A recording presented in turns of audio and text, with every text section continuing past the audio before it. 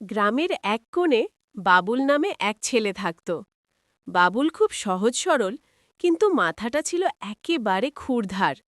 গ্রামের সবাই তাকে একটু পাগল ভাবলেও বাবুল মনে মনে ভাবত, সময় আসবে, সবাই দেখবে বাবুল কী পারে।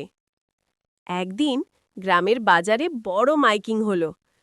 যে কেউ যদি এই বিশাল কুমিরটাকে ধরতে পারে তাকে ৫,০০০ টাকা পুরস্কার দেওয়া হবে।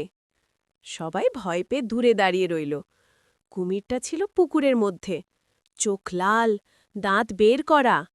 হঠাৎ বাবুল এগিয়ে গেল। সবাই চিৎকার করে বলল, ওই বাবুল, তুই মরবি। বাবুল হেসে বলল, চিন্তা কইরেন না, আমি ফ্রেন্ডশিপ করতে আসছি।